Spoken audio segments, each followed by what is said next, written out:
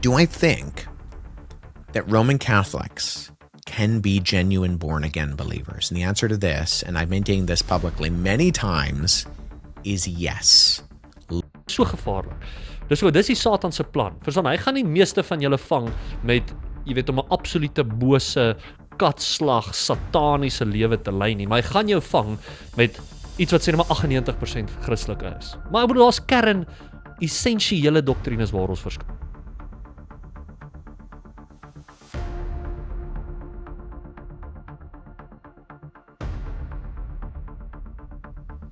So Wes Huff het 'n video onlangs gemaak. Laasweek het hy 'n video gemaak wat hy gepraat het oor die Rooms-Katolieke Kerk.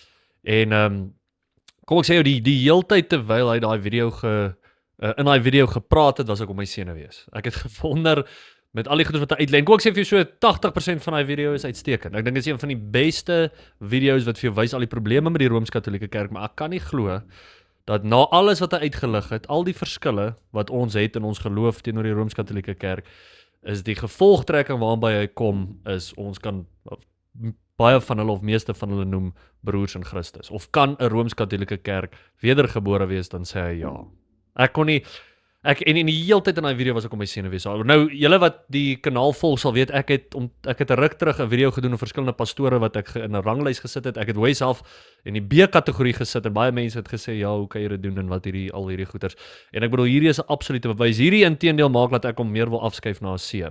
So, as jy nie bekend is met wie Wes Huff is, ek dink baie ouens sal 10-1 hom sien as een van die slimste Christene van vandag. Jy weet, hy het 'n uitstekende video gehad wat hy, 'n ou wat soos 'n ateïs of sulke snaakse geloof tipe ding was, wat hy hom uit manuskrip bewyse uitgewys het, hierdie wat hy glo is verkeerd, en dit was uitstekend. En ek bedoel, hy is definitief 'n baie slim ou, maar om eerlik met julle te wees, ouens soos Wes Huff en ouens wat tot hierdie gevolgtrekking kom, dink ek is die gevaarlikste mense in ons Christen gemeenskap wat op die oomblik in die wêreld is. En ek sê dit nie om soos hiperbolies of oordrywend of net jou te skok nie. Hierdie is die groot gevaar. Dit is so gevaarlik want hierdie is wat inspeel met hierdie ecumenical idee, hierdie samekoms van alle gelowe, dat alle gelowe saam onder een moet staan, hande vashou, en ons en die Mormone en almal, die Rooms-Katolieke Kerk en die Ortodokse Kerk en almal net wat 'n breë siening het van Jesus, wat net Jesus acknowledge op een of ander manier, is almal gered. En is almal dieselfde kerk, en hy sê verskillende denominasies. So ek dink meeste mense dink dalk die Rooms-Katolieke Kerk is net 'n denominasie, 'n ander Christen denominasie, en ek gaan vir julle vandag wys onbetwyfel dat dit nie is nie. Dit is nie, dit is 'n afvallige kerk. Nog meer as 'n afvallige kerk.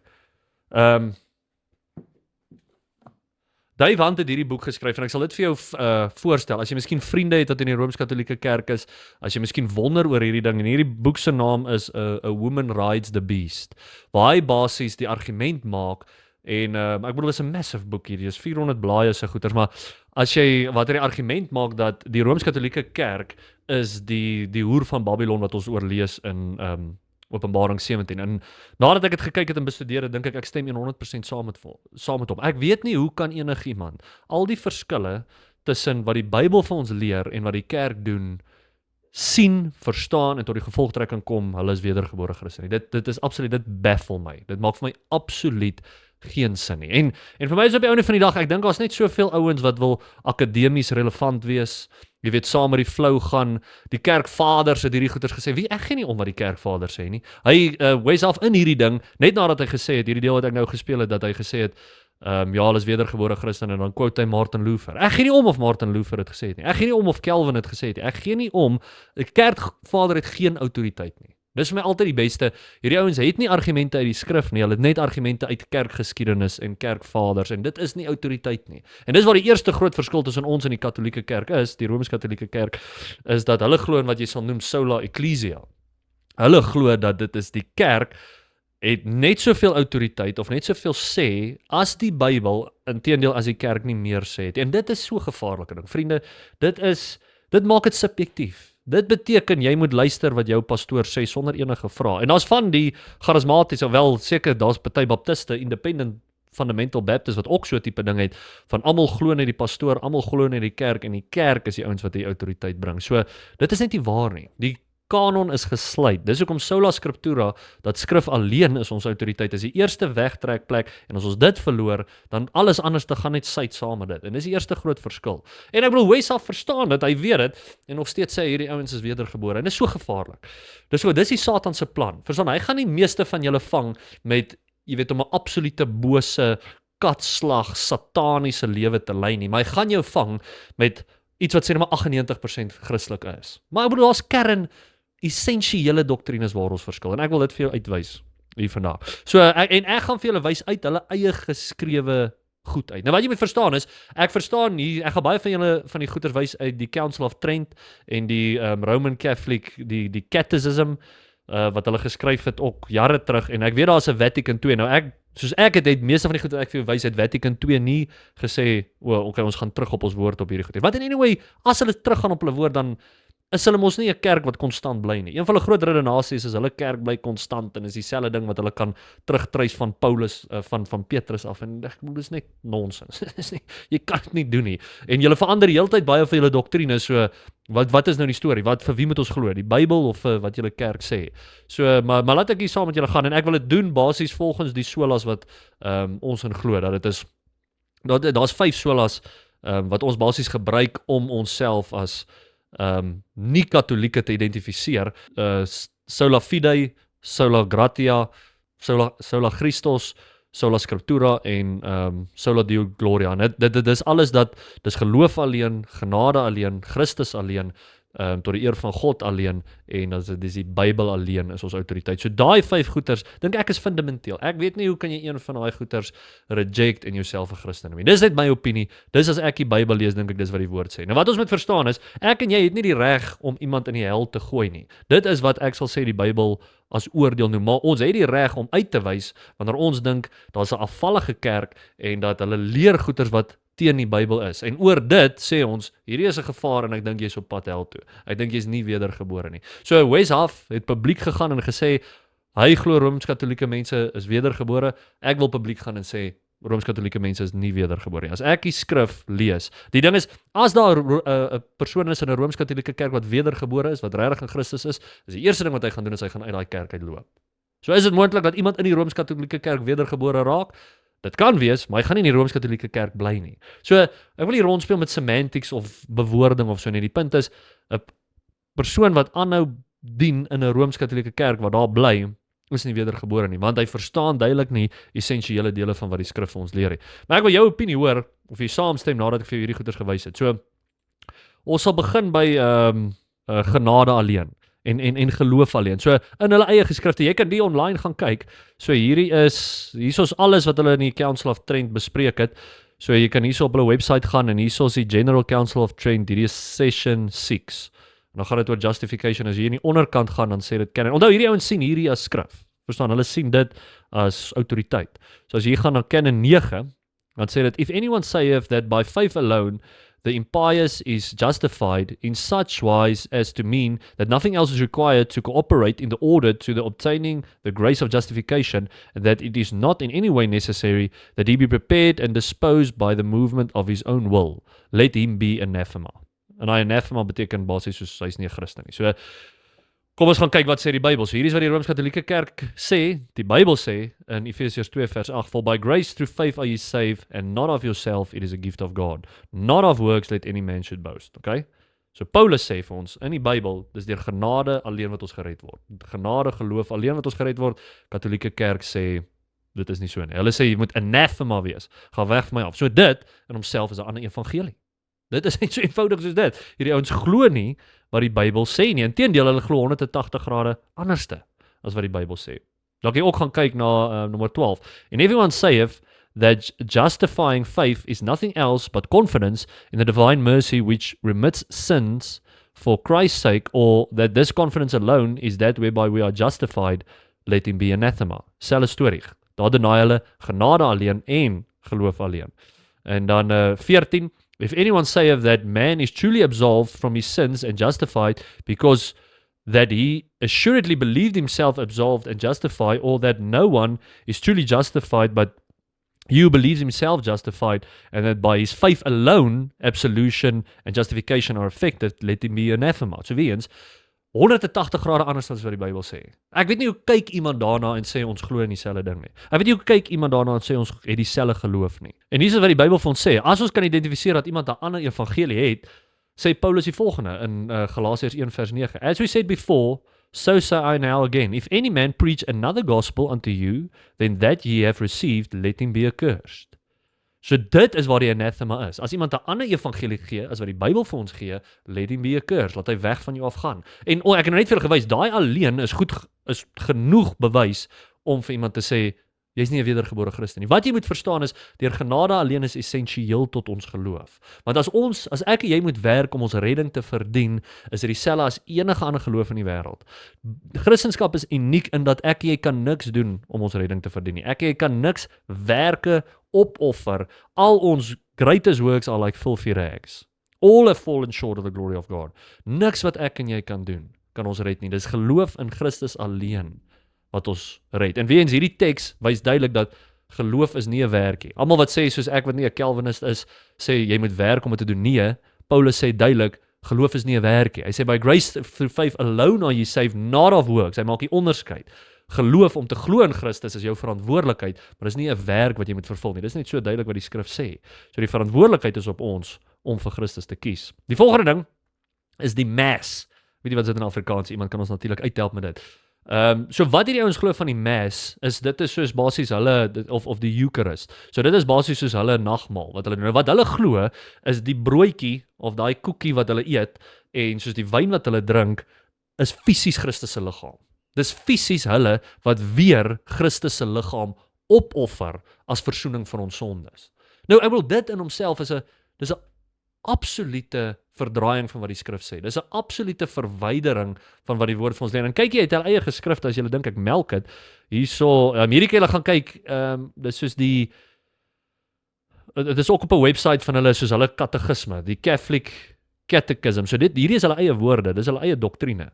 En dan kan jy gaan by 1367 is the sacrifice of Christ and the sacrifice of the Eucharist are one single sacrifice.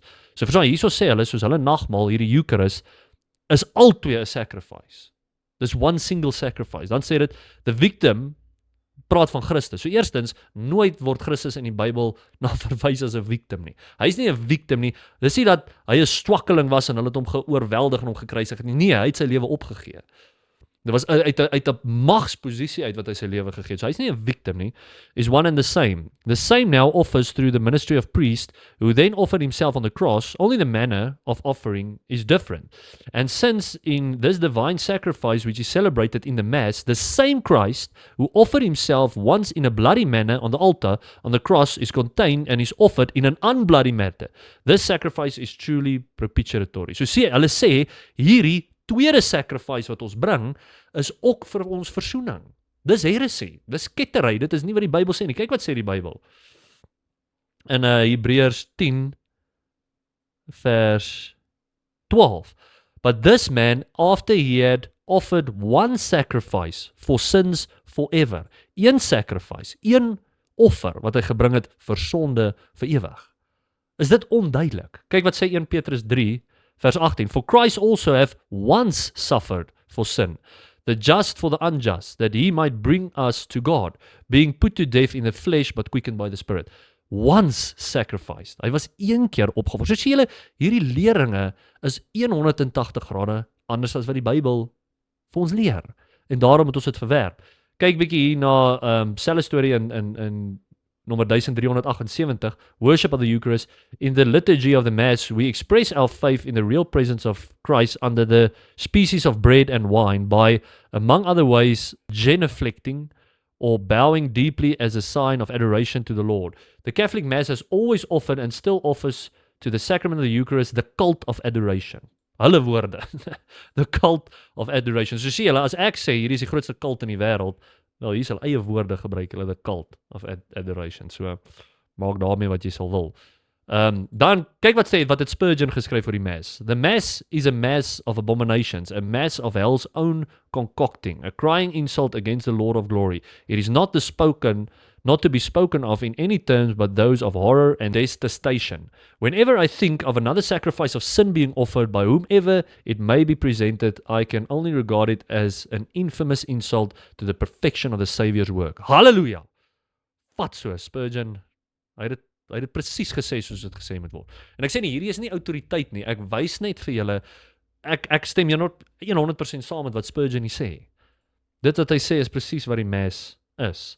Dan soos die hele idee van hoe hulle Maria sien. So ek bedoel, hierdie is baie problematies. So, jy sal sien, daar's nêrens enige vroulike figuur in die Bybel wat moet geaanbid word of na hoër gesien word of enigsins nie. So, alle sataniese gelowe, as jy bietjie dit gaan ondersoek, en veral soos in die New Age, is daar altyd 'n vroulike god wat aanbid word. En hierdie is dieselfde ding in die Rooms-Katolieke Kerk. Nou, hulle sal sê, hulle aanbid nie vir Maria nie, maar hulle glo goeters oor haar wat net nie in die Bybel is nie. En baie van hulle, omdat hulle sekere gebeure aan haar rug, is dit maar eintlik dieselfde as om haar te aanbid. So, nêrens in die Bybel sien ons moet ons gebeure aan enigiemand rug, behalwe God nie, behalwe Christus nie. Dis nie dieselfde as wat ek vir iemand vra om vir my te bid wat lewendig is nie. Maria is dood.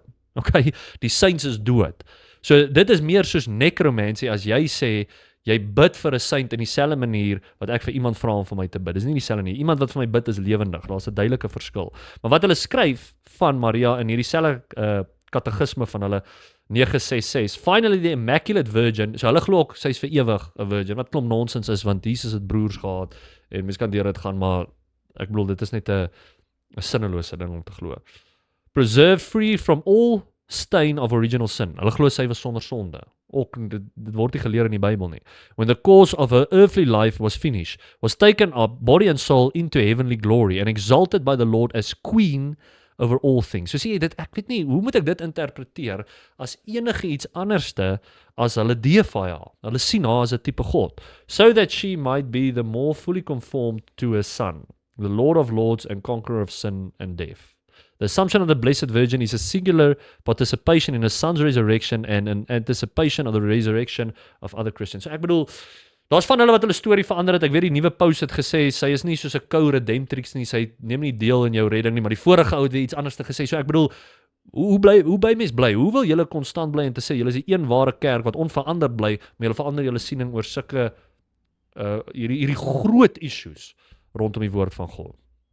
So, en ek bedoel, nee, dis net onbybels, om 'n vroulike God te aanbid, is 'n massiewe probleem. Dan 'n ander ding, is hulle siening oor purgatory, die vage vuur. So wat hulle sien van purgatory is all who die in God's grace and friendship, but still imperfectly purified are indeed assured of the eternal salvation, but after death they undergo purification so as to achieve the holiness necessary to enter the joy of heaven. So, daar was ouens wat gesê het, my siening van dat ons moet werk om die millennial koninkryk te kry is soos 'n Baptist vage vuur, soos 'n Baptist purgatory, maar dis ook om my kommentaar op was, jy verstaan nie wat purgatory is nie. So hierso duidelik is dat jy moet purgatory gaan om vir jou sondes verder versoening te doen. Nêrens, as enige iemand vir my wil aanhaal en sê ek het ooit gesê dat die millennial koninkryk is daar om verdere versoening vir jou sondes te doen, soos dan het ek heresie gepraat. Dit is glad nie wat oor die millennial koninkryk gaan nie. Die millennial koninkryk gaan oor tugtiging. So, kom ek wys julle net eers dat jy verstaan, tugtiging is absoluut Bybels van Christus se kant af. So dit sê in vers 6 van Hebreërs 12, for whom the Lord loveth he chasteneth. Okay? So tugtiging gebeur vir hulle vir wie God lief is. Nie waar nie, dan sê hy verder, and scourgeth every son whom he receiveth. If ye endure chastening, God dealeth with you as with sons. For what son is he whom the Father chasteneth not? But if ye be without chastisement, whereof all are partakers, then are ye bastards and not sons. So sien jy, tugtiging doen jy vir die mense waarvoor jy lief is. Ek tugtig my kinders, hoekom? Omdat ek lief is vir hulle. Nou, die ding is, meeste mense, so almal sal seker saamstem dat tugtiging in ons lewe nou is Bybels, want hy sê, if ye endure chastening, so hy sê, julle gaan dit ondervind. My posisie is net die millennial koninkryk, waar mense in outer darkness gegooi gaan word, is hierdie chastening net na hierdie lewe. Hoekom dink julle die chastening stop he. Dit is hoekom Paulus in 2 Korintiërs 5 sê, it is the terror of the Lord which we persuade men, wanneer hy verwys na die judgment seat of Christ, omdat daar nog tugtiging plaasvind. Dis nie tugtiging om jou heiliger te maak, soos wat purgatory is, sodat jy verdien om hemel toe te gaan nie. Nee, hierdie is tugtiging wat Christus met jou doen, omdat jy 'n wicked and slothful servant was, en omdat hy lief is vir jou. Want hy is 'n just God.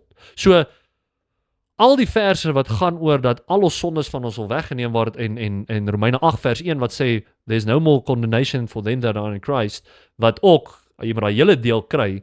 Weens meeste van ons moderne Bybelvertalings los die res van daai vers uit. So as jy gaan kyk Romeine 8, there is therefore no more condemnation to them that are in Christ Jesus. Meeste moderne Bybel stop daar. Dan staan daar verder who walk not after the flesh but after the spirit. So sien jy, hierso sê daar's geen condemnation vir hulle wat aanhou lewe in die gees nie. Maar ek stem saam dat al ons sondes word vergewe van die weste na die ooste. Ons is totaal en al in 'n soteriologiese sin vergewe van al ons sondes. Dis deur genade alleen, maar die verkeerd wat ons doen as 'n Christen, gaan jy 'n prys vir betaal in die millennial koninkryk. Dis wat ons posisie is oor die millennial koninkryk en is nie hierdie konsep van purgatory. Ek weet nie hoe kan mens nie die verskil van dit sien nie. Die konsep van purgatory is om jou perfectly te purify sodat jy vir jou sondes kan verder versoening doen. Dit is glad nie wat ons sê oor die millennial koninkryk nie. En ek hoop dis duidelik. Nou, vir die ouens wat my nou al houe gegee het oor my posisie oor die millennial koninkryk, ek het met Joey Faust gepraat wat van Amerika afkom en hy het gesê ek en hy gaan 'n Zoom call hê wat ons baie van hierdie goeders oor gaan bespreek. Ek weet daar's ouens wat gesê het hulle het sekere vrae oor hierdie ding en dan gaan al daai vrae met hom bespreek sodat julle by die ou wat my verwys het na hierdie hele konsep, laat ek met hom self praat. So as julle verdere vrae het oor dit en sit dit in die kommentaar in 'n liefdevolle manier, dan gaan ek vir hom vra soos die moeilike dele oor hierdie hele konsep. En ek en hy gaan 'n lekker gesprek binnekort hê oor dit. So, ek dink net, die feit laat Wes af na die gevolgtrekking kom, dat mense wat in die Rooms-Katolieke kerk is wedergebore is net nie wat die skrif vir ons sê nie. En die probleem is, baie van hierdie moderne, bekende YouTubers het hierdie siening. En ek is bang dit gaan lei laat daar 'n magdom mense afvallig gaan raak. En ons het al baie gepraat oor soos 2 Tessalonisense 2 wat sê daar kom 'n groot afvalligheid van die kerk. Alles van hierdie gaan bydra tot dit. Mense ken nie die Bybel nie, ken nie die skrif nie en is nie bereid om valshede uit te wys. En dis nie dat ek die Rooms-Katolieke kerk haat nie. Ek haat nie die mense wat daarin is. Ek wil hê daai mense moet wedergebore word, na Christus toe draai en al hierdie ekstra buite onbybelse goed los. Maar ek hoor graag van jou, wat dink jy hiervan? Die hooffokus van hierdie video was oor die Rooms-Katolieke kerk, maar ek wou hier in net vinnig hierdie deel oor purgatory ook gesit het. Maar weer eens, waarheid is nie vir almal nie.